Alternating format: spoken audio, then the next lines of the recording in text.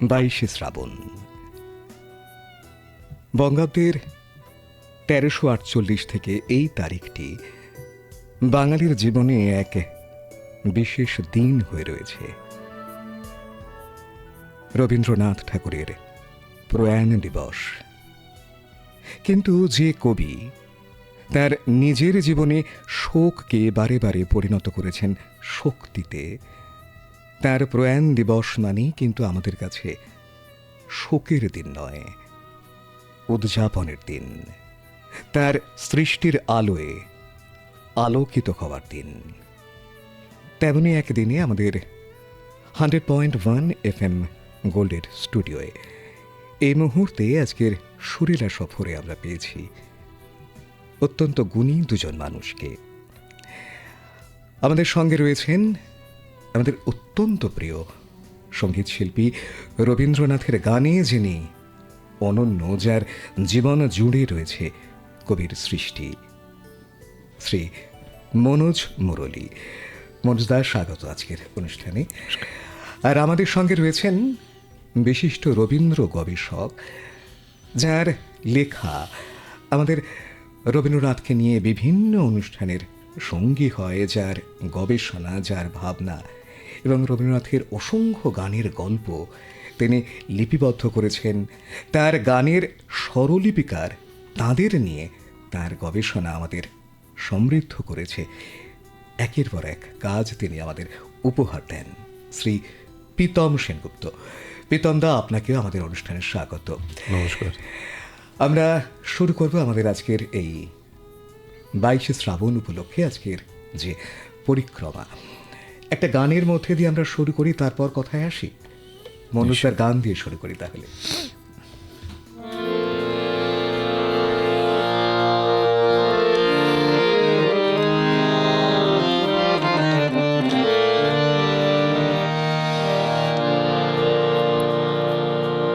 গানের ভেতর দিয়ে যখন দেখি ভুবন খানি,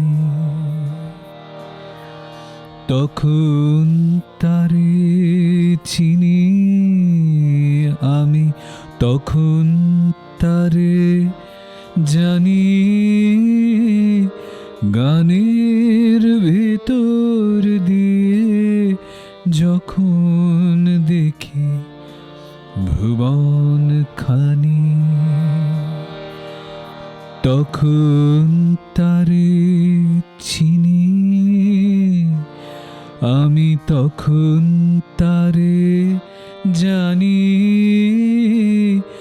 গানের ভেতর দিয়ে যখন দেখি ভুবন খানি,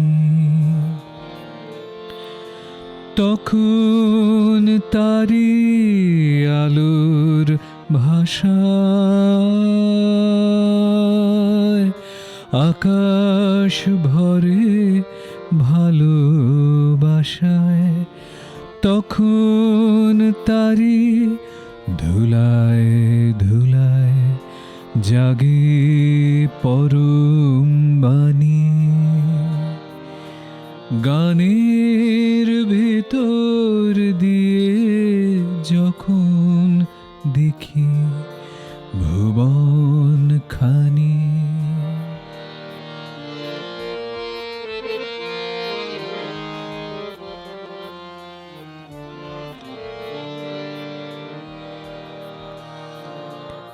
তখন সে যে বাহির ছেড়ে অন্তরে মোর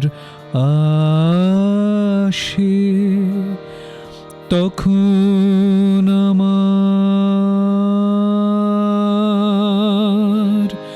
হৃদয় কাঁপে, তারি ঘাসে ঘাসে।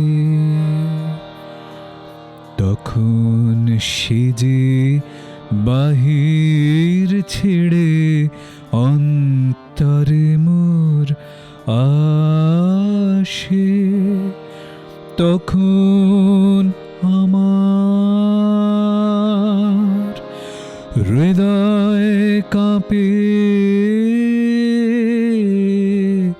তারি ঘাসে ঘাসে, রূপের রেখা রসের ধারায় আপন সীমা কোথায় হারায়, তখন দেখি আমার সাথে সবার কানাকানি।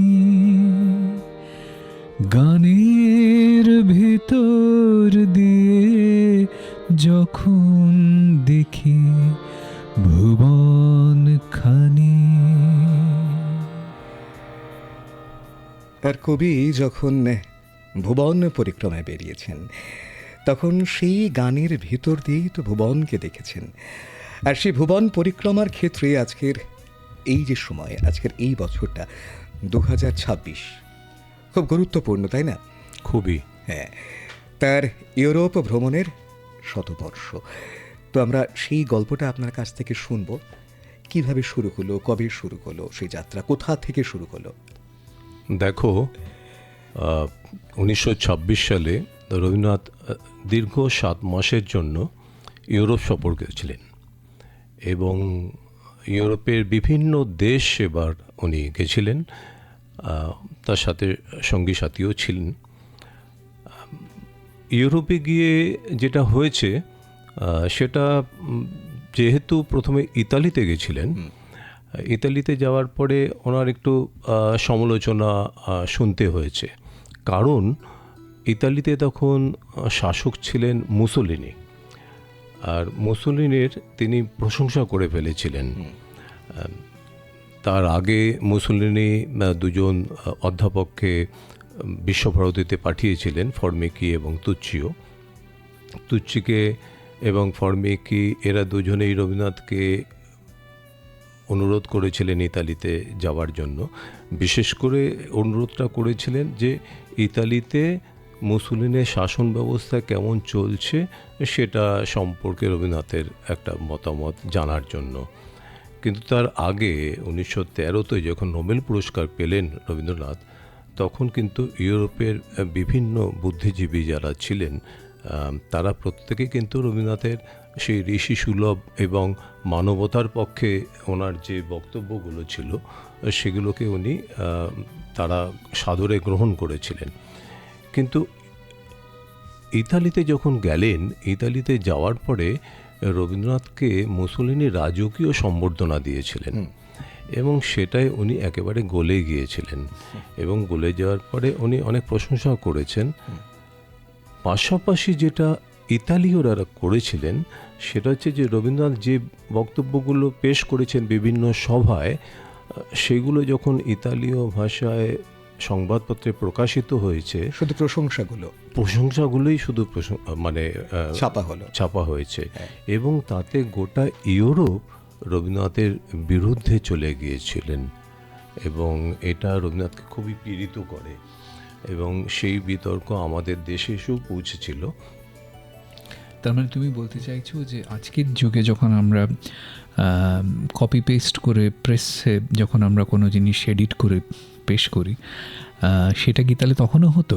হ্যাঁ, তখন সেই ট্র্যাডিশন সমানে চলছে। কারণ মানে রবীন্দ্রনাথ কি সমালোচনা করেছিলেন?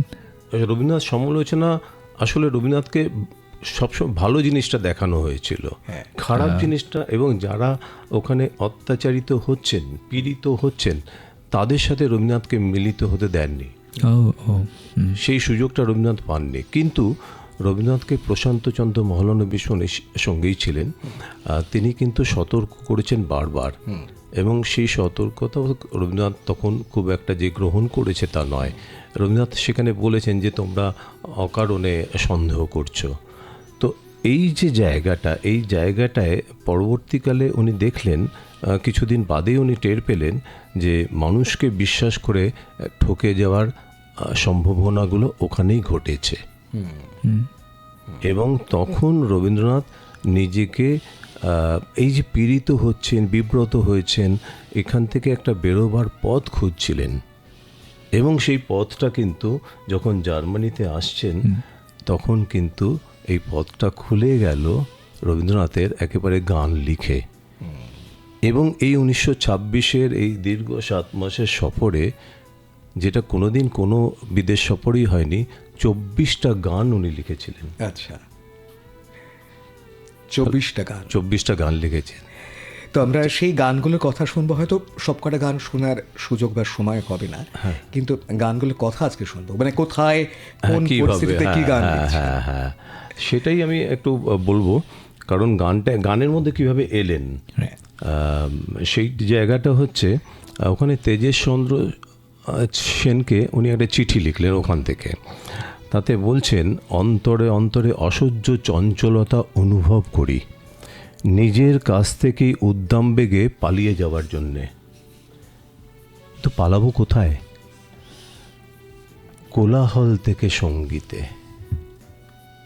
এই যে রাজকীয় সম্বর্ধনা পাচ্ছেন বিভিন্ন দেশে, বিভিন্ন জায়গায় তার বক্তৃতা শুনতে লোকজন আসছেন, উপচে পড়া ভিড়, তারপরেও তিনি এই কোলাহল থেকে সঙ্গীতে ফিরে আসছেন। কারণ রবীন্দ্রনাথ একটা জায়গায় বলছেন, লিখেছেন যে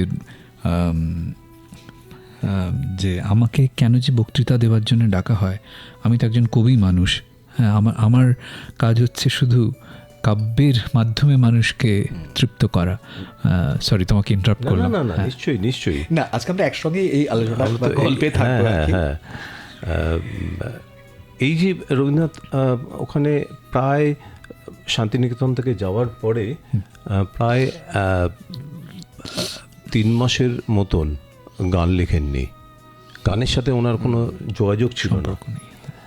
এই যোগাযোগটা হচ্ছে, হ্যাঁ, কীভাবে উনি গানের মধ্যে ঢুকছেন সেটা খুব সুন্দর একটা চিঠিও আছে। ওসলো থেকে, ওসলো তো আমরা জানি যে নরওয়ের রাজধানী, ওসলো থেকে দীনেন্দ্রনাথকে একটা চিঠি লিখলেন। সেখানে গানের প্রসঙ্গটা রয়েছে। আমি একটু সেই চিঠিটা পড়ে শোনালে আমার মনে হয় তোমাদের ভালোও লাগবে, শ্রোতাদেরও ভালো লাগবে। 2রা সেপ্টেম্বর চিঠিটা লিখছেন, বলছেন, আজ অপরাহ্নে এখানকার সমুদ্র পর্বত অরণ্যের উপর ঘন মেঘের ছায়া এসে জমেছে। তাই অনেক দিন পরে গানের বই খুলে মেঘের পরে মেঘ গানটা ঘরের কোণে গুনগুন করে ধরা গেল। তখন একটার পর একটা গান সন্ধ্যায় ঘরে ফেরা পাখির মতো আমার কণ্ঠে আশ্রয় নিতে লাগলো। ভুলে গেলুম কোথায় আছি। মনে হলো আশ্রমের আকাশ এখানে পর্যন্ত তার শ্যাম বসনাঞ্চল বিছিয়েছে। মানে ওখানে উনি শান্তিনিকেতনকে অনুভব করছেন। এই অনুভব করার মধ্যেই কিন্তু তখন উনি সেই যে অন্ধকারের মধ্যে যাচ্ছিলেন, এই যে ওনার সম্পর্কে এত সমালোচনা হচ্ছে, উনি বুঝতে পারছেন যে ওনার যে কথাগুলো উনি বলেছেন সেগুলো বিকৃতভাবে প্রকাশিত হচ্ছে এবং প্রশংসা বেশিটাই হচ্ছে মুসলিনের শাসন ব্যবস্থার পক্ষে। সেই অন্ধকার থেকে সৃষ্টির আলোয় ফিরছেন। হ্যাঁ, এইটা কিন্তু রবীন্দ্রনাথ কিন্তু এটা বহু জায়গায় দেখা গেছে যে রবীন্দ্রনাথ অন্ধকার থেকে সবসময় আলোয় ফিরে আসার চেষ্টা করেছেন। সৃষ্টির আলোয় ফিরলেন। তা এই সময়কার একটা গানকে আমরা এবার একটু শুনতে পারি। হ্যাঁ, আমি সেই গানটার কথা মানে ও যে গানটা গাইবে, আমি তার আগে একটু বলে রাখি যে গানটা কিভাবে এলো ওখানে। 8ই সেপ্টেম্বর কোপেনহেগেন থেকে ট্রেনে চেপে জার্মানির উদ্দেশ্যে পাড়ি দিলেন। গোটা ট্রেনটা যখন বাল্টিক সাগরের উপরে জাহাজে চেপে বসল, আমরা সহ, আর সেই রাতেই উনি লিখলেন, শেকল পাগল যায় পথে তোর একলা পথে। এই যে সুদূর দেশের বাণী শোনা যায়, একলা পাগলের কথা বলছেন এবং নবীন আলোর যে বন্দনায় বাঁধন ছেঁড়ার যে মহোৎসব, গান তখন ওকে গাইতেই হবে। অতএব নিজেকে উদ্বুদ্ধ করলেন গানের মাধ্যমে। হামবুর্গে নেবেই পরের 2টো গান রচনা করলেন, তার মধ্যে তুমি যদি এই রয় যে কাঙাল শূন্য হাতে, এটা একটু শোনাও আমাদের। বেশ, শুনি তবে সেই গান।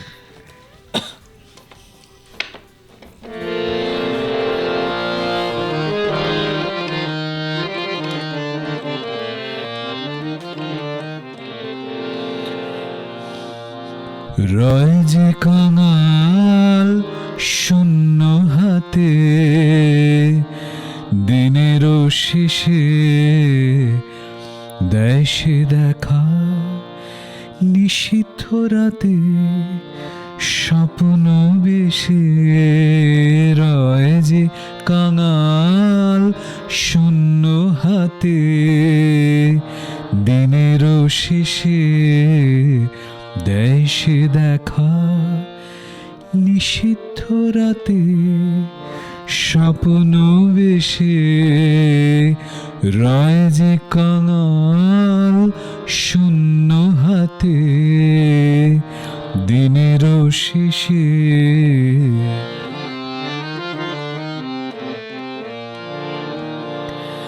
আলোয় যারে মলিন মুখে মন দেখি, আধার হলে আখিতে তার দীপ্তি একি। আলোয় যারে মলিন মুখে মন দেখি, আধার হলে আখিতে তার দীপ্তি কি। বরণমালা কে যে দোলায়, তাহার কেশে দেয় সে দেখা, নিষিদ্ধ রাতে স্বপ্ন বেশে। রয় যে কাঙাল শূন্য হাতে, দিনের শেষে।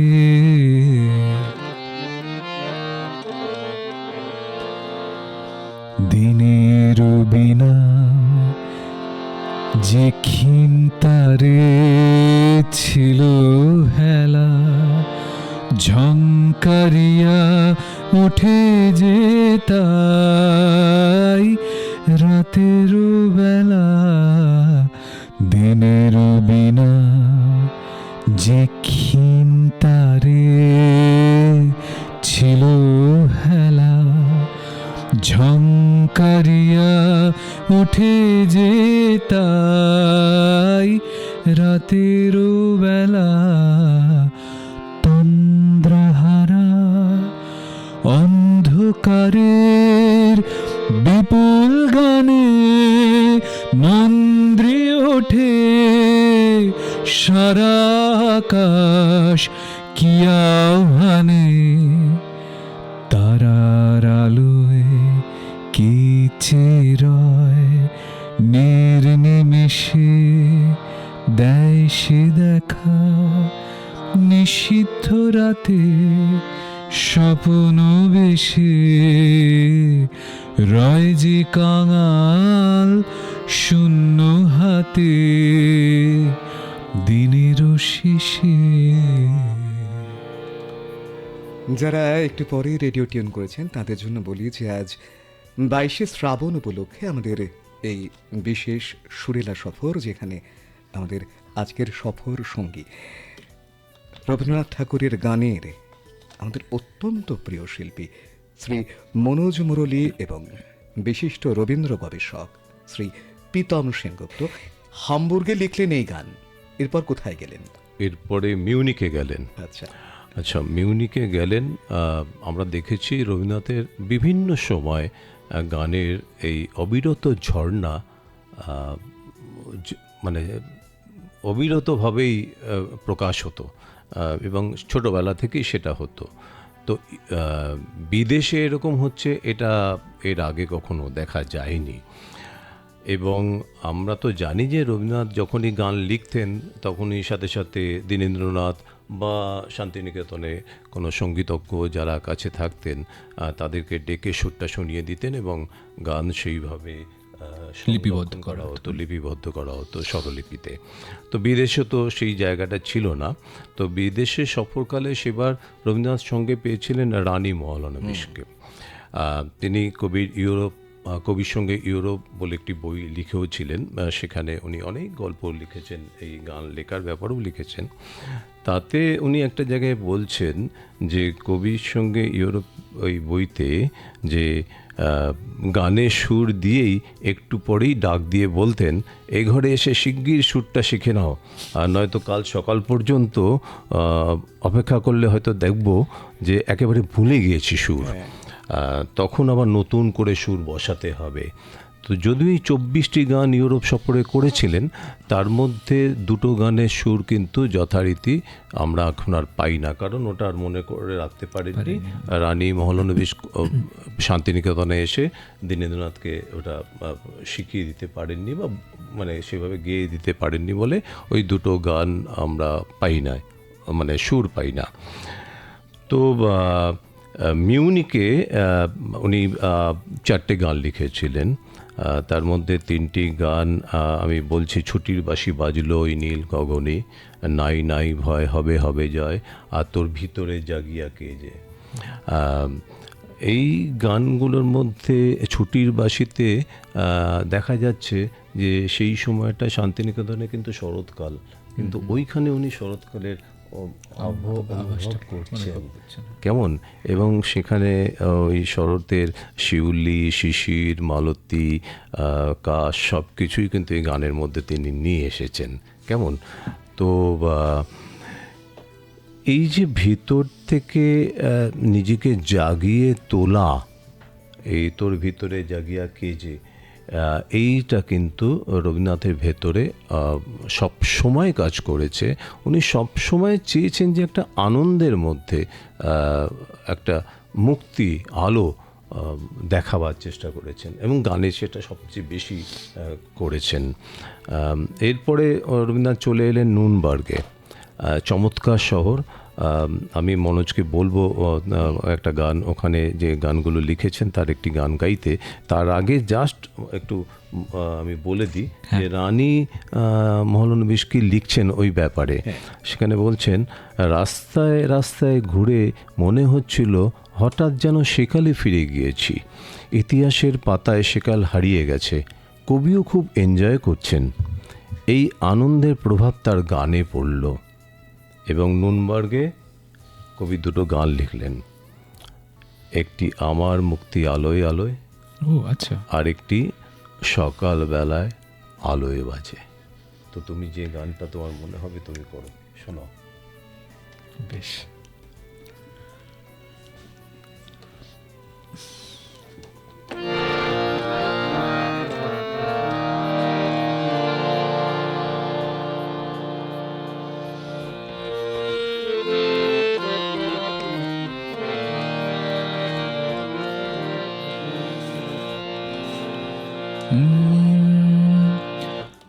আমার মুক্তি আলোয় আলোয় এই আকাশে, আমার মুক্তি আলোয় আলোয়, আমার মুক্তি ধুলায় ধুলায়, ঘাসে ঘাসে এই আকাশে, আমার মুক্তি আলোয় আলোয়।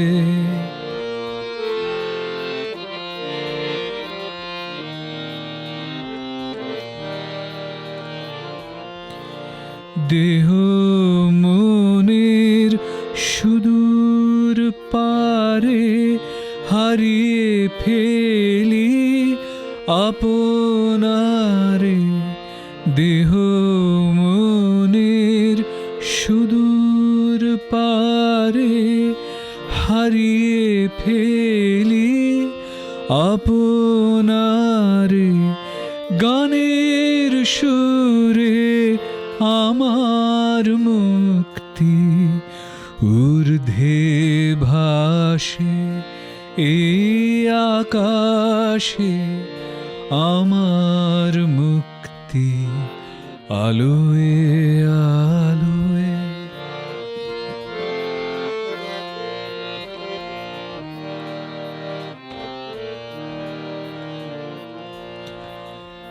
আমার মুক্তি সর্বজনের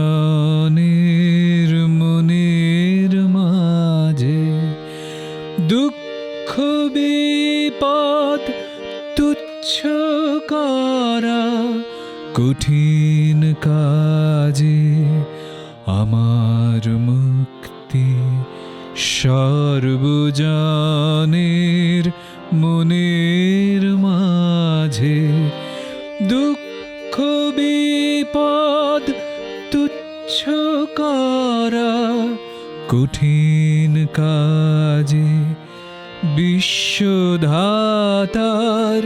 যজ্ঞশালা আত্মহোমের বহ্নি জ্বালা। বিশ্বধাতার যজ্ঞশালা আত্মহোমের বহ্নি জ্বালা। জীবন যেন দিয়াহুতি মুক্তি আসে এই আকাশে। আমার মুক্তি আলোয় আলোয় এই আকাশে। আমার মুক্তি আলোয় আলোয়। রবীন্দ্রনাথ ঠাকুরের ইউরোপ ভ্রমণের শতবর্ষ নিয়ে আজ 22শে শ্রাবণের আমাদের বিশেষ আড্ডা বলতে পারি বা সুরেলা সফর। আমাদের সঙ্গী শ্রী মনোজ মুরলী এবং শ্রী প্রীতম সেনগুপ্ত। এই যে তার পরের পর্বে, আমরা যদি এই সময়ে সেই পরের পর্বের গল্পে চাই। হ্যাঁ, নিশ্চয়ই যেতে পারি। হ্যাঁ, দেখো, এই গানটা যেটা শুনলাম, মনোজ যেটা গেয়ে শোনালেন আমাদের, সেই গানের মধ্যে এই যে মুক্তি সর্বজনের মনের মাঝে, বা দেহ মনে সুদূর পারে হারিয়ে ফেলি আপনারে, এই কথাগুলো যে রবীন্দ্রনাথ আমাদের কি উপহার দিয়েছেন, আমরা কিভাবে সেগুলোকে গ্রহণ করছি, এটা আমাদের জীবনে কিন্তু খুব একটা জরুরি বিষয়। ওই সময়কার যে যে গল্পটা তুমি প্রথম বললে, যে যে আঘাতটা পেলেন বা যে সমালোচনাগুলো সম্মুখীন হলেন, সেখানে হয়তো নিজের নিজের জন্য এই গানটা খুব প্রযোজ্য। কারণ আমার মুক্তি সর্বজনের মনের মাঝে, দুঃখ বিপদ তুচ্ছ করা কঠিন কাজে। সত্যি, মানে এইখানে কিন্তু আমরা রবীন্দ্রনাথকে গ্রহণ করতে পারি। আমরা এইখানে রবীন্দ্রনাথ আমাদের, একদম ঠিক। সেটা আমাদের 25শে বৈশাখী বলো, 22শে শ্রাবণী বলো, কিংবা বাকি 363 দিনই বলো, ঠিক। রবীন্দ্রনাথ, হ্যাঁ বলো। প্রতি মুহূর্তে মানে আমাদের যে কোনো কাজে, যে কোনো ভাবনায় কোথাও তাকে খুঁজে পাই। ওই যে বলেন না, যে যে ভাবি ওঠে প্রাণের মাঝে তোমার গানে সকলই আছে। প্রত্যেকটি অনুভূতিতে রবীন্দ্রনাথ অবশ্যই জড়িয়ে আছেন। অবশ্যই, এবং এটাই আমাদের গ্রহণ করার দরকার। এবং এখান থেকেই আমরা রবীন্দ্রনাথকে যে আমরা বলি যে আমাদের প্রিয়জন, এই প্রিয়জন আত্মজন বলার মধ্যে যে আমরা গৌরব একটা অনুভব করি, এই গৌরবটা যখনই আমরা আমাদেরকে সেই ধারার মধ্যে নিয়ে যেতে পারবো, তখনই কিন্তু সেই গৌরবটা সার্থক হবে বা সফল হবে। এবং আমার মনে হয় যে এই নুনবার্গ থেকে তারপরে আবার উনি স্টুটগার্টে এলেন। আসার পরে সেখানকার যে প্রাকৃতিক সৌন্দর্য, সেখানে রানী লিখছেন, রানী মহলানবিশ লিখছেন যে সকলেই বিমোহিত। কবি সাদা মাথায় সূর্যাস্তের লাল রং যেন আবির মাখিয়ে দিয়েছে। আকাশে সেই অপূর্ব রঙের খেলা আজও ভুলিনি। আর এখানেই কবি লিখলেন, দিনান্তের এই এক কোণাতে, সন্ধ্যা মেঘের শেষ সোনাতে, মন যে আমার গুঞ্জরিছে কোথায় নিরুদ্দেশ। এই যে ভুবন জুড়ে আনন্দ আবেশ এই লেগে থাকা, এর এই গধূলির ধূসরিমায় শ্যামল ধরার সীমায় সীমায় অসীম গানের রেশ কিন্তু রয়ে যায়। আর এখানেই আমরা পাই এরকম একটা অসাধারণ বাক্য, যেখানে এই অঙ্গবিহীন আলিঙ্গনে সকল অঙ্গ ভরে। এটা আমি যতবার ভাবি ততবার চেষ্টা করি যে অঙ্গবিহীন আলিঙ্গনে সকল অঙ্গ ভরে, এই কথাটা কোথায়? আরতিটা, এই আরতিটা আরতিটা কিভাবে করেছেন, কিভাবে লিখেছেন? এই মধুর তোমার শেষ যে না পাই, আমরা কি এখন মনোজের কাছ থেকে শুনতে পারি? চাইছি তো সেটা।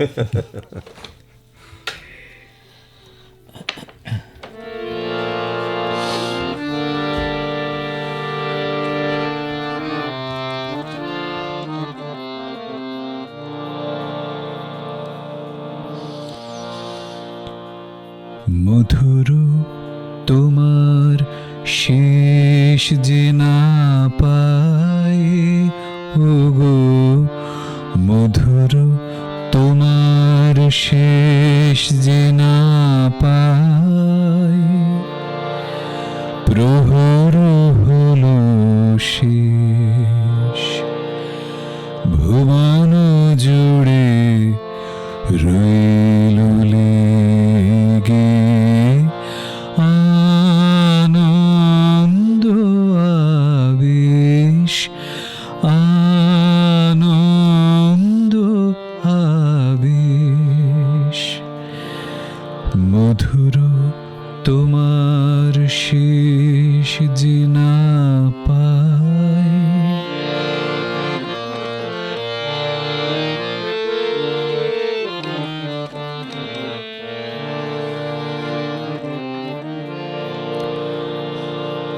দিনান্তের এক কোণাতে সন্ধ্যা মেঘের শেষ শোনাতে, দিনান্তের এক কোণাতে সন্ধ্যা মেঘের শেষ শোনাতে, মন যে আমার গুঞ্জরিছে, গুঞ্জরিছে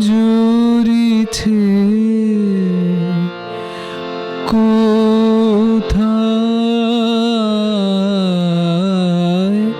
নিরুদ্দেশ, মধুর তোমার শেষ যে না পাই।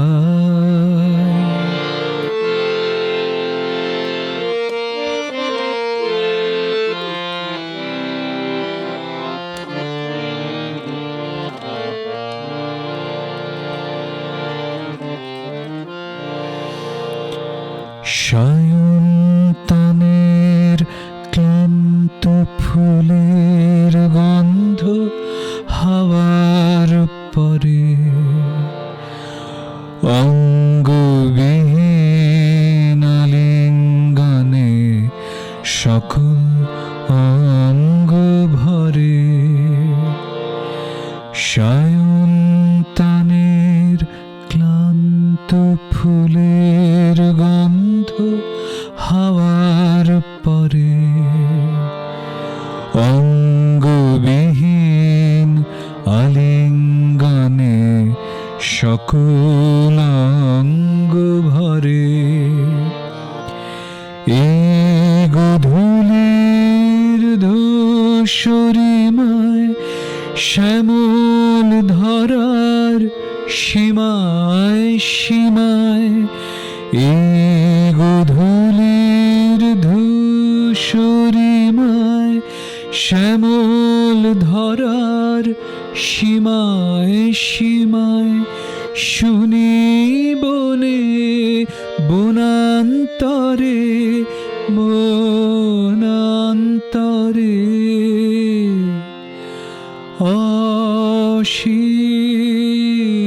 অসীম গানের রেশ, মধুর তোমার শেষ যে না পাই, ওগো মধুর তোমার শেষ যে না পাই। আহা, এখানে এখানে একটা কথা একটু যুক্ত করব, যেটা গানের ক্ষেত্রে, রবীন্দ্রনাথের গানের ক্ষেত্রে যেটা ভুলগুলো আমরা, ছোট্ট ছোট্ট ভুলগুলো করি, তাতে তার মানেগুলো বদলে যায়। যেমন মধুরু তোমার শেষ যে না পাই বলি আমরা, কিন্তু সেটা তো নয়। মধুরুকে সম্বোধন করা হচ্ছে যে মধুরু তোমার শেষ যে না পাই। তো মানে আমাদের স্ক্যানটা খুব গুরুত্বপূর্ণ। স্ক্যানিংটা খুব মানে স্ক্যানটা খুব গুরুত্বপূর্ণ, ঠিক। তার জন্য বোধহয় মনোজ রবীন্দ্রনাথের গানটা গাওয়ার আগে বোধহয় বারবার পড়াটা খুব জরুরি। হ্যাঁ মানে বোঝাটা। হ্যাঁ, তার অন্তর্নিহিত ভাবটা বা অন্তর মানে আসলে গানের ক্ষেত্রে যেমন কবিতার ক্ষেত্রে কবিতার নিশ্চয়ই ক্ষেত্রে নিশ্চয়ই একদমই তাই। নিশ্চয়ই। প্রীতম দা, যেটা আপনার কাছে খুব শোনার ইচ্ছে, যে ওই যেটা বলছিলাম যে শুনেছি এই যে এই সময়টায় যখন তিনি ইউরোপ ভ্রমণে আছেন, তার গানের যে কপিরাইটের কথা বলি, একটি চুক্তি স্বাক্ষরিত হয়েছিল যেটা খুব গুরুত্বপূর্ণ, সেটা যদি একটু আমরা শুনতে পারি। হ্যাঁ নিশ্চয়ই সেটা বলবো। সেটা এই সফরের তো বটেই, এবং গোটা রবীন্দ্রসঙ্গীত জগতের ক্ষেত্রেও একটা ঐতিহাসিক ঘটনা। তার আগে রবীন্দ্রনাথ যখন জার্মানি ভ্রমণ করছেন, কোলনে গেছিলেন, দুটো গান লিখেছিলেন কেমন, এবং কোলন থেকে ডুসেলডর্ফে গেলেন, সেখানেও একটা গান লিখলেন। এবং আমি সেই গানটা এখানে একটু গাওয়ার প্রয়োজন আছে। সেই গানটা যদি মনোজ আমাদের একটু শোনায় তাহলে খুব ভালো লাগবে। সেই গানটা হচ্ছে গানে গানে তব বন্ধন যাক টুটে। এই গানের মাঝখানে যে বাণী আছে, সে বাণীতে বিশ্বকবির চিত্ত মাঝে ভুবন বিনা যেথায় বাজে, জীবন তোমার সুরের ধারায় পড়ুক সেথায় লুটে। এই কথাগুলোর, এই বাণী, কথা বলবো না আমি, বাণী বলবো, এই বাণীগুলো আমাদের একটু যদি শুনতে পারি এই মুহূর্তে, তাহলে আমার মনে হয় ভালো হবে। তুমি যদি এই গানটা শোনাও, তারপরে আমি কপিরাইটের কথা আসবো। বেশ বেশ শুনি আমরা।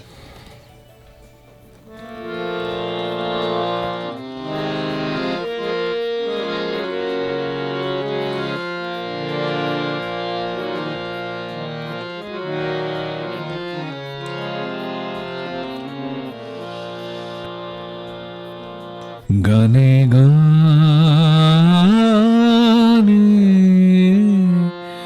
তব বন্ধন যাক টুটে, গানে গানে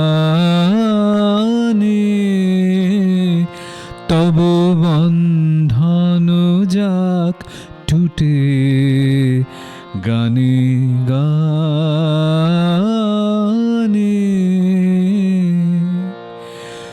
রুদ্ধ বিনার অন্ধকারে কাঁদন জেগে উঠে, গানে গানে তব বন্ধন যাক টুটে, গানে গানে।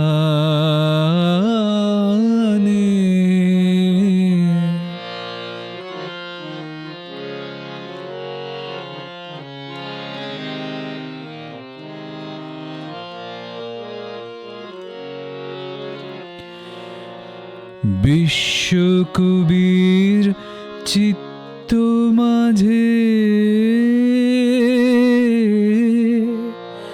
ভুবন বিনা যেথায় বাজে,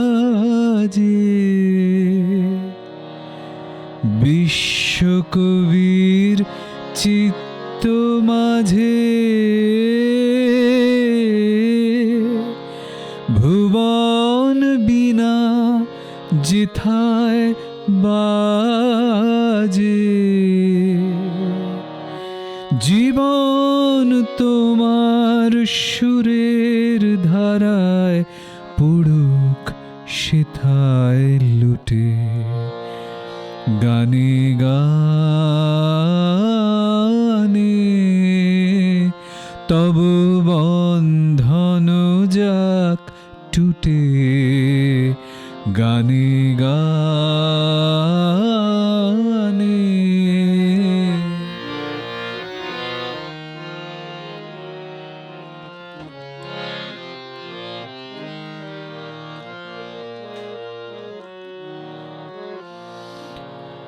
ছন্দ তোমার ভেঙে গিয়ে দ্বন্দ্ব বাধায় প্রাণে,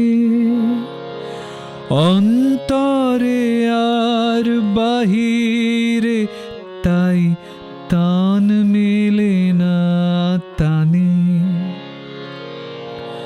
ছন্দ তোমার ভেঙে গিয়ে দ্বন্দ্ব বাধায় প্রাণে, অন্তরে আর বাহিরে তাই তান মেলে না তানে। সুর হারা প্রাণ বিষম বাধা, সেই তো আধি সেই তো ধাঁধা, গান ভোলা তুই গান ফিরে নে, যাক সে আপদ ছুটে। গানে গানে তব বন্ধন যাক টুটে, গানে গানে।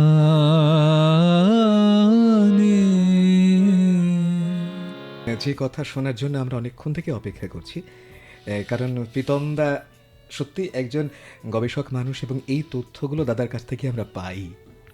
হ্যাঁ, দেখো 19 শতকের দ্বিতীয়ার্ধের পর বাঙালি জীবনে রবীন্দ্রনাথের গান খুব এসে গেছিল, এবং রবীন্দ্রনাথ যে গান লিখছেন তার একটা গৌরব তো ছিলই, বরাবরই ছিল, এবং নানা সময় নানা জনকে তার গানের কথা বলেওছেন। একবার বুদ্ধদেব বসুকে শান্তিনিকেতনে শিল্প সাহিত্য গান বিষয়ক এক আলোচনায় বলেছিলেন যে আমার কবিতা গল্প নাটকের ভাগ্যে ভবিষ্যতের দরবারে যাই জুটুক, আমার গান বাঙালি জাতিকে নিতেই হবে, আমার গান গাইতেই হবে সকলকে। বাংলার ঘরে ঘরে প্রান্তরে নদী তীরে দেখেছি গান যেন আমার অবচেতন মন থেকে উৎসারিত, আর সেই জন্যই ওতে সম্পূর্ণতা আছে। এই যে কথাটা, এটা প্রবাসী পত্রিকায় 1348 আশার সংখ্যায় বেরিয়েছিল। একই কথা শোনা যায় আলাপচারী রবীন্দ্রনাথ যখন রানীচন্দ্র লিখেছেন, সেখানেও একই রকম কথা রানীচন্দ্রকে বলেছেন যে অনেকেই হেসে উড়িয়ে দিয়েছে আমাকে এক সময়, কিন্তু আমি জানতুম বাংলাদেশকে আমার গান গাওয়া বই, সব আমি যোগান দিয়ে গেলাম। এই কথাটা খুব ইম্পর্টেন্ট, সব আমি যোগান দিয়ে গেলাম, কোনো ফাঁক নেই, এ না গে কোনো উপায়ও নেই, আমার গান গাইতেই হবে সব কিছুতেই। নিজের গান সম্বন্ধে এরকম প্রত্যয়, এরকম অহংকার আমি জানি না পৃথিবীর আর কোনো দেশের কোনো কবি সাহিত্যিক গীতিকারের ছিল কি না, কিন্তু রবীন্দ্রনাথের ছিল। এবং প্রায় শতকোক্তির মতনই বলেছিলেন যে এই গান রইল, একে আর কাল অপহরণ করতে পারবে না। কিন্তু তাই বলে কি গান নিয়ে কোনো বিতর্ক হয়নি? হয়েছে, রবীন্দ্রনাথের জীবদ্দশাতেই হয়েছে, এবং সেই জীবদ্দশাতেই যখন বিতর্ক হয়েছে, রবীন্দ্রনাথ তার জন্য এই গানের দুরবস্থা দেখে অত্যন্ত কষ্ট পেয়েছেন, এবং সেই কষ্টের কথাও উনি অনেকবার অনেকজনকেও বলেছেন। আসলে তখন কি হয়েছিল যে রেকর্ড কোম্পানিগুলো এসেছিল ভারতে, এবং রেকর্ড কোম্পানিগুলো ব্যবসা শুরুর সময় গানের রেকর্ডের প্রচার এবং প্রসারে একেবারেই সংগঠিত ছিল না, যে যেরকমভাবে খুশি গেয়েছেন, রেকর্ড করেছেন। ইভেন সেটা রবীন্দ্রনাথের ক্ষেত্রেও হয়েছে, রবীন্দ্রনাথের গানের ক্ষেত্র হয়েছে, রবীন্দ্রনাথের গানের বাণী পরিবর্তন করে গাওয়া হয়েছে, সুর পরিবর্তন করে গাওয়া হয়েছে, আবার যেটাকে আমরা বলতে পারি যে যথেচ্ছাচার, এবং সেই ব্যবহারটা উনি দেখেছেন। কিন্তু নোবেল পুরস্কার পাওয়ার পরে কবির লেখা সমস্ত গ্রন্থ এবং গানের এক সত্ত্বাধিকার নিয়েও অনেকেই আলোচনা করেছেন কবির সাথে। এবং কবি তখন সলিসিটার, তার নিজের সলিসিটার খগেন্দ্রনাথ চট্টোপাধ্যায়ের মাধ্যমে 1915 সালের 10ই মার্চ গ্রামাফোন কোম্পানিকে একটা চিঠি দিয়েছিলেন, আইনি চিঠি, এবং সেই চিঠিটি গানের সত্ত্ব দাবি করে।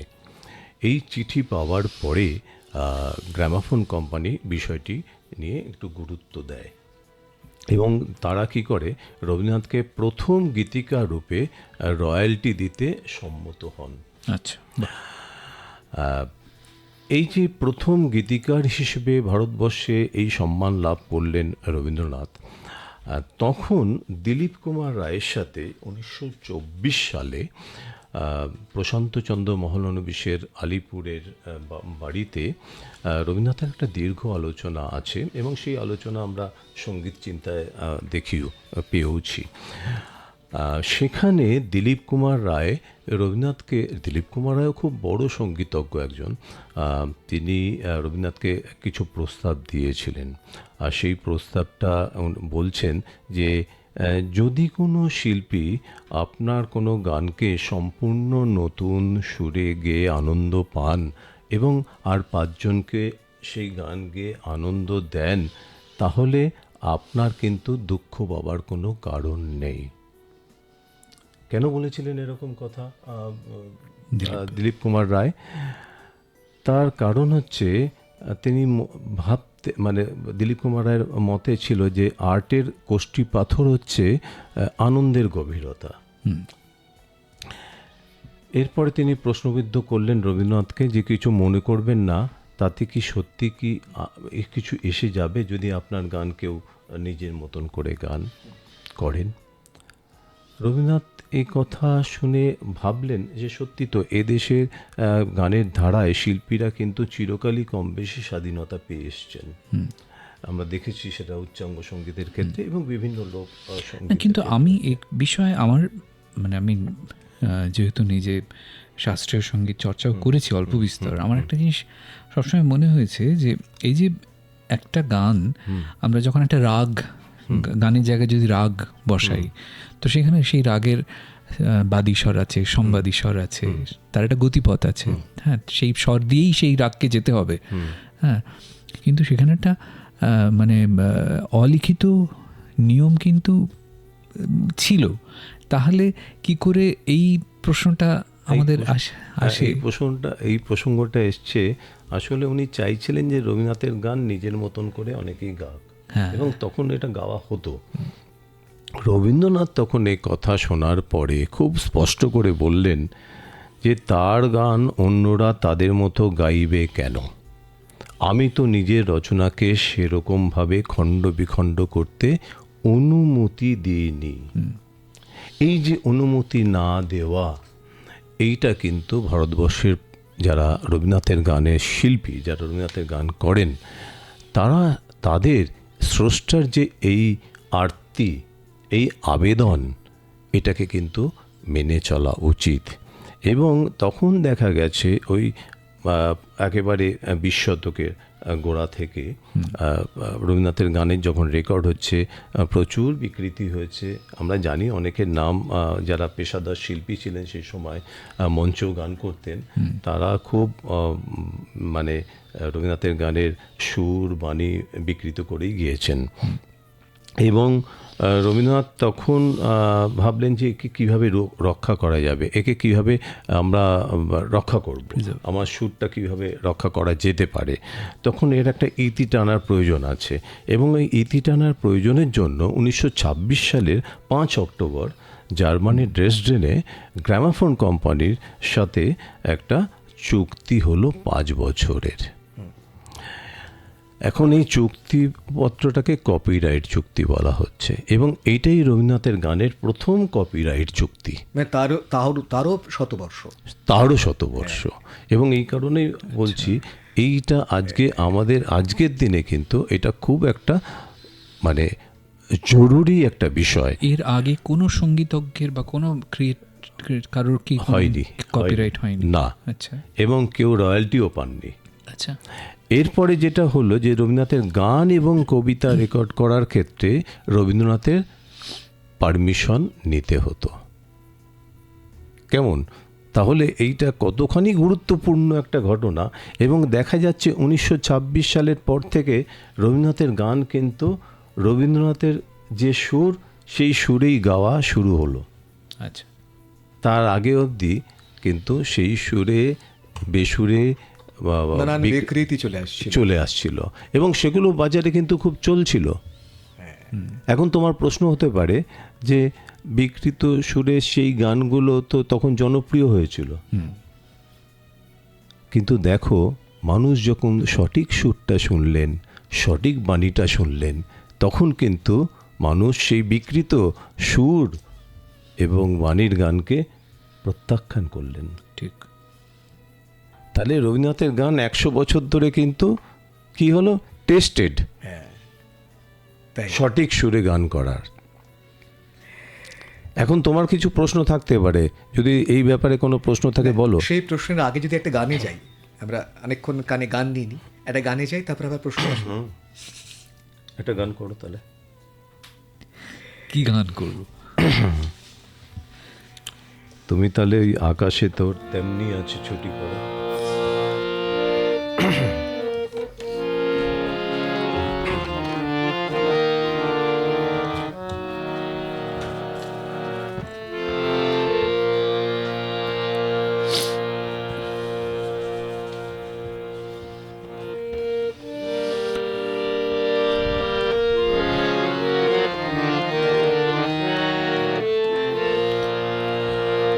আকাশে তোর তেমনি আছে, আছে ছুটি।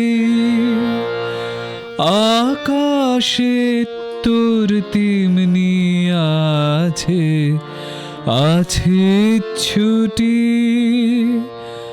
অলস যেন না রয় ডানা দুটি, ও তোর ডানা দুটি আছে, আছে, আছে ছুটি।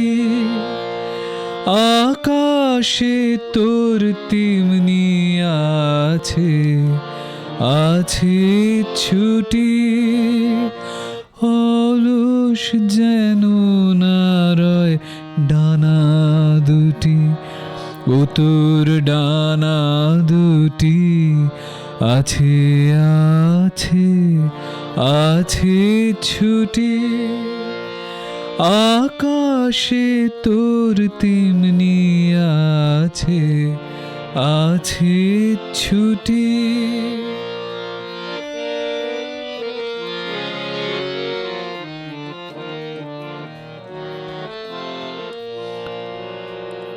ওরে পাখি ঘন বনের তালে বাসা তোরে ভুলিয়ে রাখে ছলে। ওরে পাখি ঘন বনের তালে বাসা তোরে ভুলিয়ে রাখে ছলে। রাত্রি তোরে মিথ্যে করে বলে, শিথিল কভু হবে না তার মুঠি। আছে, আছে, আছে ছুটি। আকাশে তোর তেমনি আছে, আছে ছুটি।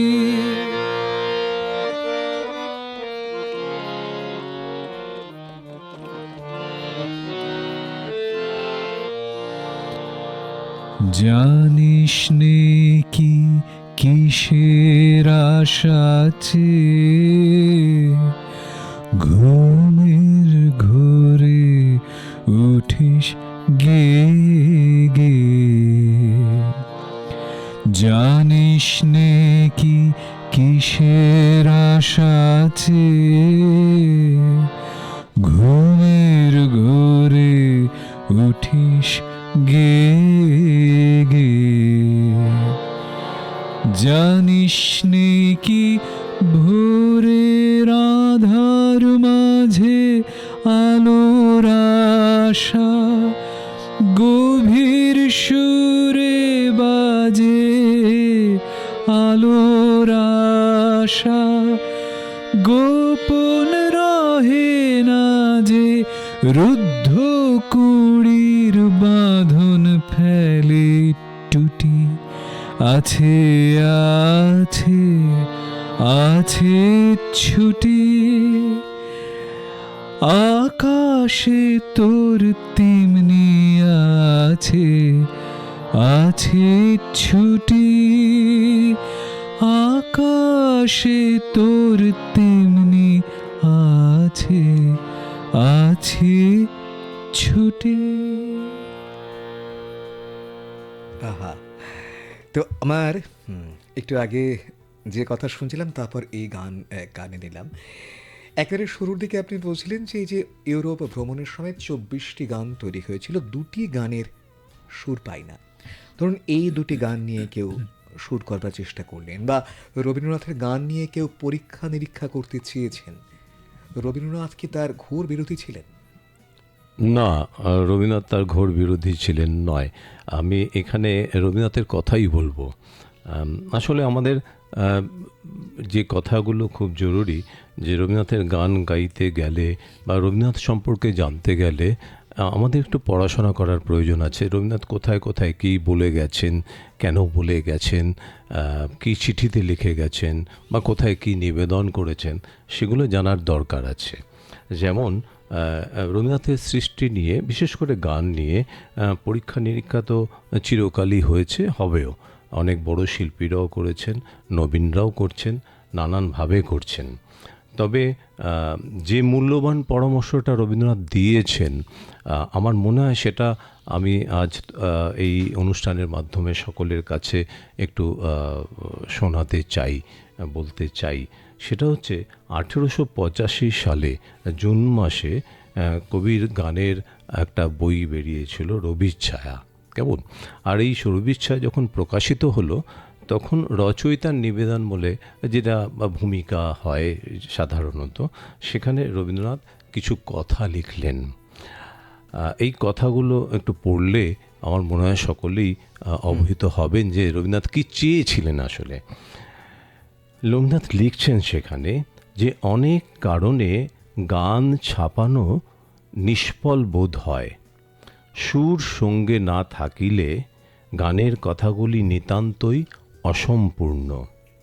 সেই নিবেদনেই তিনি সুরহীন গানের জন্য সকলের কাছে মুক্ত কণ্ঠে অনুরোধ করেছেন।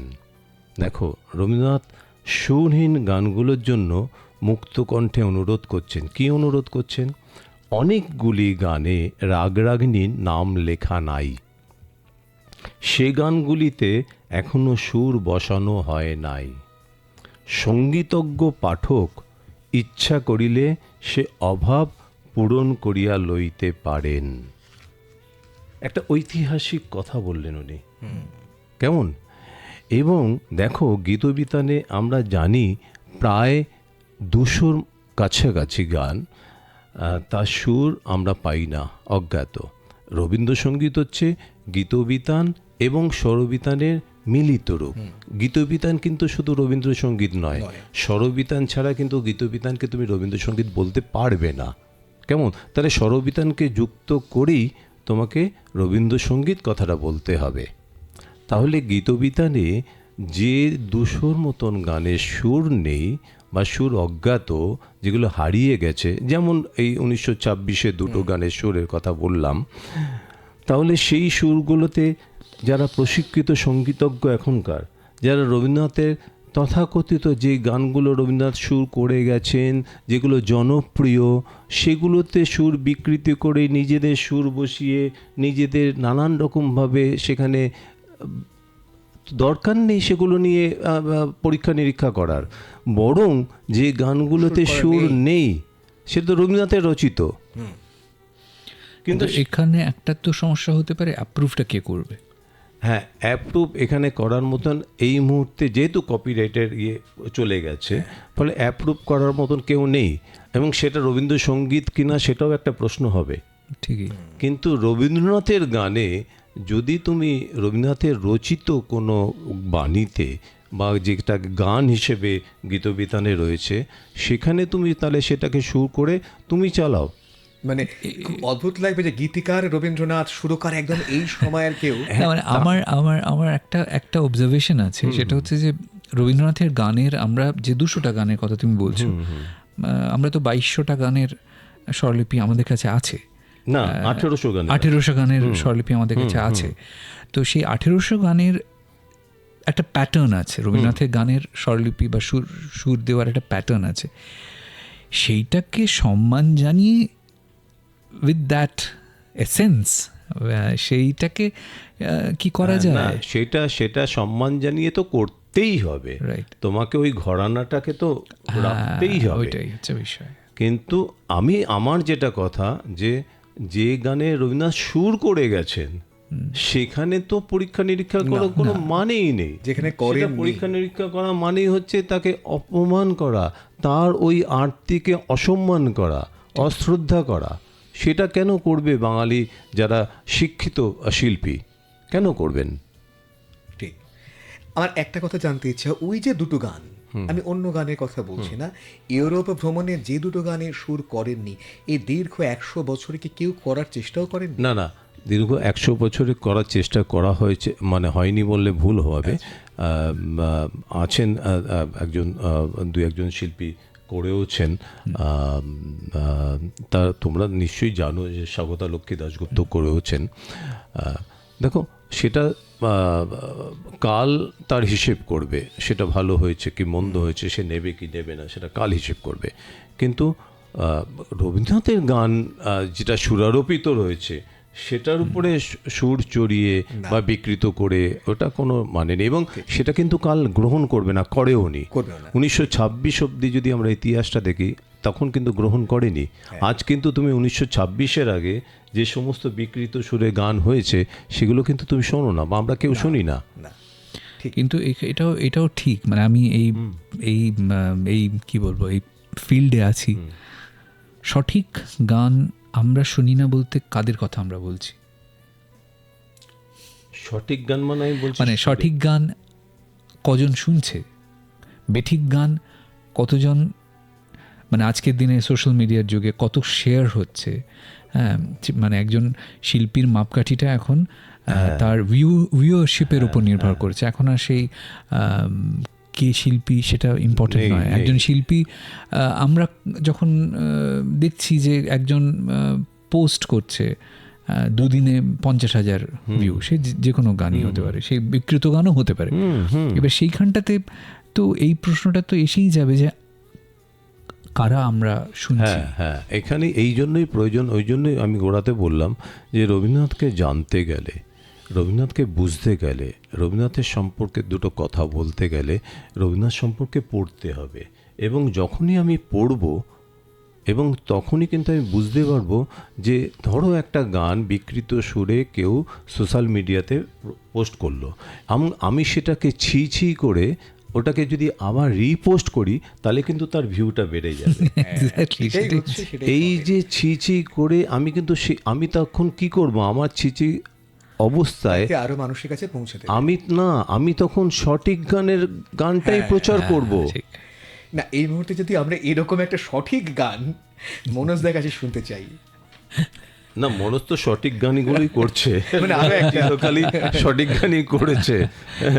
শুনি একটা গান, আবার কথায় ফিরি। না, এখানে একটু আমি বলে দিলে তাহলে ওর পক্ষে সুবিধা হবে সেটা। হ্যাঁ, আমার একটা জিনিস জানার আছে, এই যে আগে যে গানটা গাইলাম, মানে আকাশে তোর, এই গানটা খুব কম শোনা যায়, খুব একটা শোনা যায় না। এইটা কোথায় বসে লিখেছিলেন সেটা আমি পার্সোনালি একটু জানতে চাই। হ্যাঁ, আমি তোমায় বলছি। আসলে জার্মানিতে তো 1 মাস কাটিয়ে 14টা গান লিখলেন। লেখার পরে তারপরে উনি চলে আসেন প্রাগে। আচ্ছা। প্রাগে দুটো গান বেঁধেছিলেন, তার মধ্যে ওগো সুন্দর একদা কি জানি আর কোথায় ফিরিস পরম শেষের অন্বেষণে। এখন প্রচণ্ড ঘোরাঘুরির মধ্যেও তিনি তখন গান লিখে যাচ্ছেন, তাই হয়তো কিছুটা বিনত সঞ্চারিতে এসেও হয়েছিলেন যে আজি এ ক্লান্ত দিবসের অবসানে লুপ্ত আলোয় পাখির সুপ্ত গানে শ্রান্তি আবেশে যদি অবশেষে ঝড়ে ফুল ধরা তলে সন্ধ্যা বাতাসে অন্ধকারের পারে পিছে পিছে তব উড়ায়ে চলুক তারে ধুলায় ধুলায় দীর্ণ জীর্ণ না হোক সে পলে পলে। কিংবা পরের গানে সঞ্চারিত পাওয়া যায়, আমরা দেখি যে কোথায় ফিরিস ঘরের লোকের অন্বেষণে পর হয়ে যে সে দেয় যে দেখা ক্ষণে ক্ষণে। এখন রবীন্দ্রনাথ এই সময় কিছুটা অসুস্থ হয়ে পড়েছিলেন, দীর্ঘদিনের ক্লান্তি আর শ্রমের কারণেই এই অসুস্থতা, কিন্তু তারপরে উনি চলে আসেন অসুস্থ শরীরে ভিয়েনায়। তুমি যে গানটা গাইলে আকাশে তোর তেমনি আছে ছুটি, ভিয়েনায় উনি এই গানটা লিখছেন। ভিয়েনা একটা ঐতিহাসিক শহর। হ্যাঁ, এবং দেখো ওখানে কিন্তু ওই যে ধকল, ওনার ধকল থেকে উনি ওখানে বিশ্রাম নিচ্ছেন, এবং বিশ্রাম নেওয়ার সময় কিন্তু এই ছুটি কথাটা ব্যবহার করছেন। ঠিক আছে, তেমনি তুমি যদি পরের গানটা আমাদের শোনাও দিনের বেলায় বাঁশি তোমার, ও আচ্ছা, তাহলে সেই গানটা আমরা দেখছি যে ভিয়েনা থেকে উনি চলে গেলেন হাঙ্গেরিতে। বুদাপেস্টে নানা অনুষ্ঠানের ব্যস্ততা ছিলই, পুরো ট্যুরেই ব্যস্ততা ছিল। হোটেলে ফিরেছেন, তারপরে উনি ওখানে লিখলেন পথ এখনো শেষ হলো না, বয়ে যাচ্ছে। তিনি দেশে ফেরার জন্য তখন অস্থির হয়ে উঠছেন। রবীন্দ্রনাথ কিন্তু একটা জায়গায় বেশিক্ষণ খুব একটা থাকতে পছন্দ করতেন না, সব সময় উনি একটা চঞ্চলতার মধ্যে থাকতেন। এটা খুব স্বাভাবিক। এবং দেখবে শান্তিনিকেতনে এতগুলো বাড়িতে থেকেছেন, হ্যাঁ, শুধু বাড়ি বদলেছেন।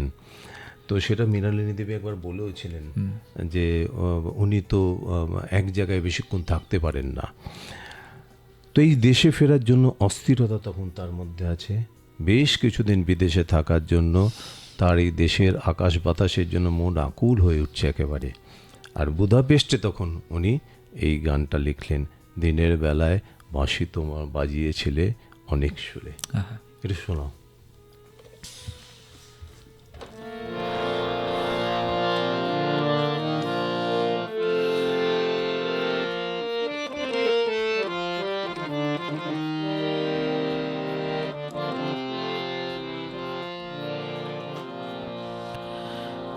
দিনের বেলায় বাঁশি তোমার বাজিয়েছিলে অনেক সুরে, গানের পরশ প্রাণে এলো আপনি তুমি রইলে দূরে। দিনের বেলায় বাঁশি তোমার বাজিয়েছিলে অনেক সুরে, গানের পরশ প্রাণে এলো আপনি তুমি রইলে দূরে। দিনের বেলায় বাঁশি তোমার বাজিয়েছিলে অনেক সুরে।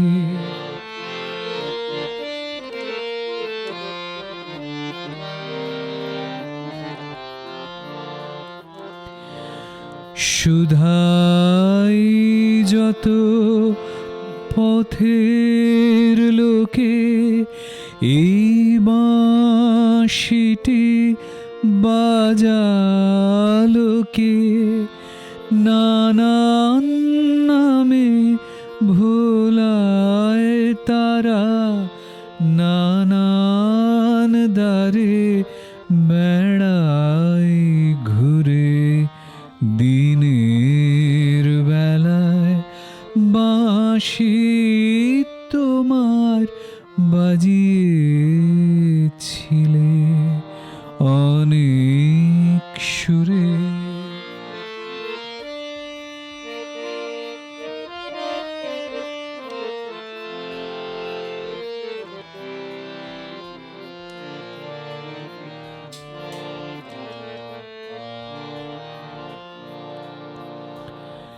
এখন আকাশ ম্লান হলো, ক্লান্ত দিবা চক্ষু বোঝে, পথে পথে ফেরাও যদি, মরব তবে মিথ্যা খোঁজে।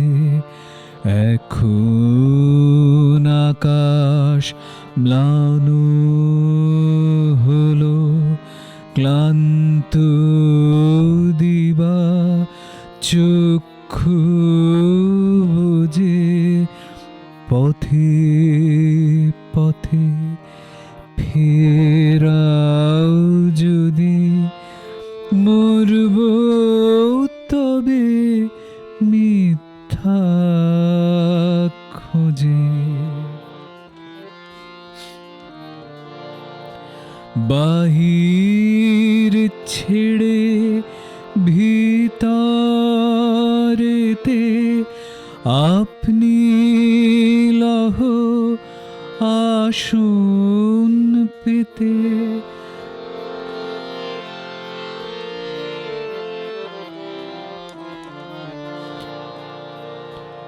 বাহির ছেড়ে ভিতরেতে আপনি লহ আসন পেতে, তোমার বাঁশি বাজাও আসি, আমার প্রাণের অন্তঃপুরে, দিনের বেলায় বাঁশি তোমার বাজিয়েছিলে অনেক সুরে, দিনের বেলায় বাঁশি তোমার বাজিয়েছিলে অনেক সুরে। সেই অনেক সুর নিয়েই আমাদের আজকের সুরেলা সফরেরও একেবারে প্রায় শেষের দিকে আমরা পৌঁছে গেছি। আর প্রীতমদা, রবীন্দ্রনাথের ইউরোপ সফর তারও তো প্রায় শেষের দিকে আমরা চলে এসেছি। এবার যাত্রা কোথায়? হ্যাঁ, দেখো, এই গানটার মধ্যেই উনি কেমন অস্থির হয়ে যে কথাটা আগে বলছিলাম, যে ফেরার কথা ভাবছেন বারবারে।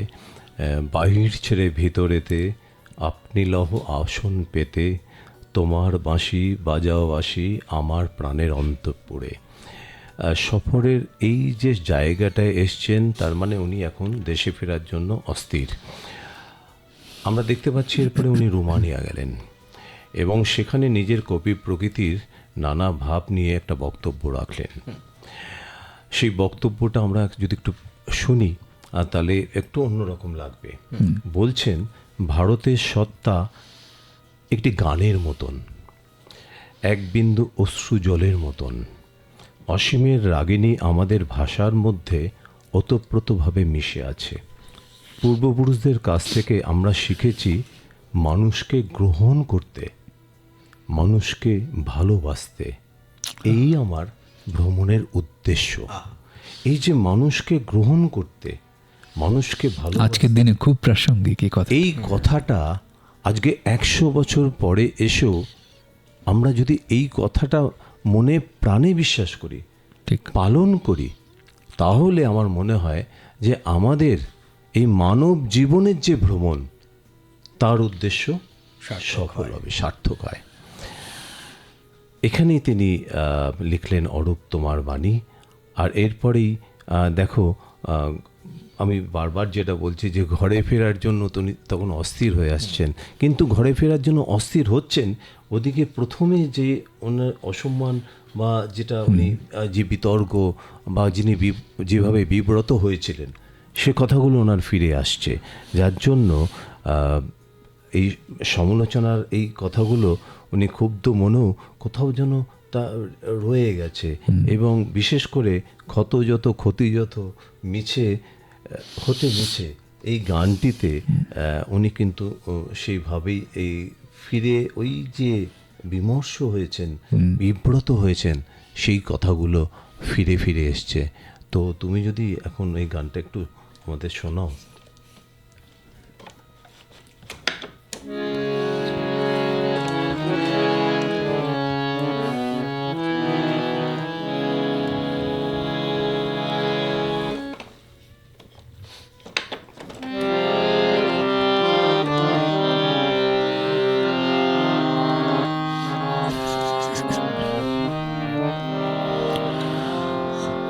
ক্ষত যত ক্ষতি যত মিছে হতে মিছে নিমেষের কুশাঙ্কুর পড়ে রবে নিচে ক্ষত যত ক্ষতি যত মিছে হতে মিছে নিমেষের কুশাঙ্কুর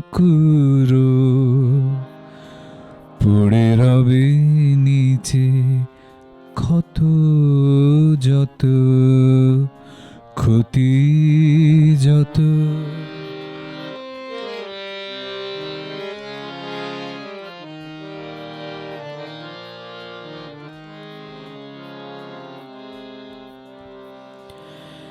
কি হলো না, কি পেলে না,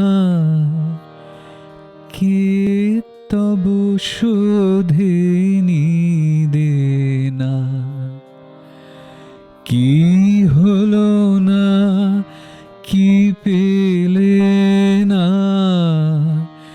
কে তব শোধেনি দেনা। সে সকলি মরীচিকা মিলাইবে পিছে মিছে হতে মিছে ক্ষত যত ক্ষতি যত মিছে হতে মিছে নিমেষের কুশাঙ্কুর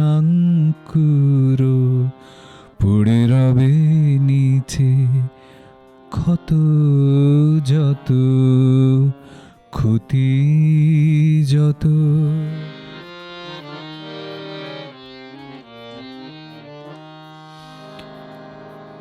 এই যে হেরিলে চোখে অপরূপ ছবি,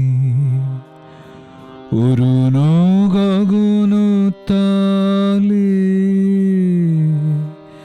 প্রভাতের রবি, অপরূপ ছবি।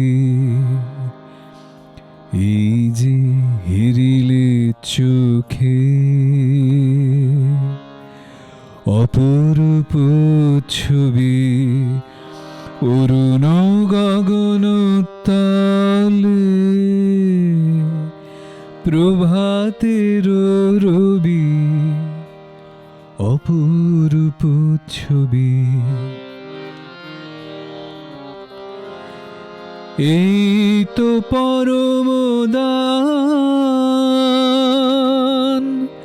সফল করিল প্রাণ। এই তো পরম দান সফল করিল প্রাণ। সত্যের আনন্দ রূপ তো জাগিছে মিছে হতে মিছে ক্ষত যত ক্ষতি যত। আহা, মানুষকে গ্রহণ করতে, মানুষকে ভালোবাসতে, এই উদ্দেশ্যেই রবীন্দ্রনাথের ইউরোপ সফর, তার শতবর্ষ। সেই নিয়ে আজকে গানে আড্ডায় আমরা ছিলাম শ্রী মনোজ মুরলী এবং শ্রী প্রীতম সেনগুপ্তর সঙ্গে আমি তাপস। আমাদের হাতে আর 3 মিনিটের একটু বেশি সময় আছে। শেষ গানের কথা আর তার একটা কলি যদি আমরা শুনতে শুনতে শেষ করি। হ্যাঁ, আমারও সেটাই মনে হচ্ছে হলে ভালো হয়, কারণ শেষ গানটি, ওই সফরের শেষ গানটি যা লিখেছেন সেটা আমার মনে হয় ফিরে ফিরে প্রথমে পাওয়ার মতনই গান। তা যেহেতু গান আর কথা দিয়ে শেষ করব, তার আগে আপনাদেরকে ধন্যবাদ আর নমস্কার জানাই, কারণ গানের ভ্রেশটা কানে নিয়ে আমরা শেষ করতে চাইছি। তোমাদেরও সকলকে ধন্যবাদ।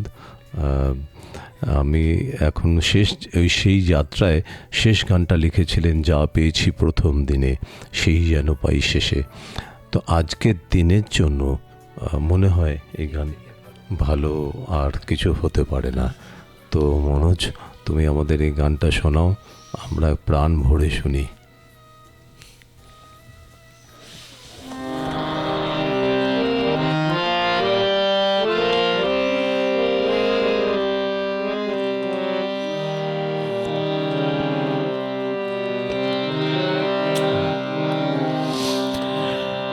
যা যা পেয়েছি প্রথম দিনে সেই যেন পাই শেষে, দুহাত দিয়ে বিশ্বের ছুঁই শিশুর মতো হেসে। যা যা পেয়েছি প্রথম দিনে সেই যেন পাই শেষে, দুহাত দিয়ে বিশ্বের ছুঁই শিশুর মতো হেসে। যা যা পেয়েছি।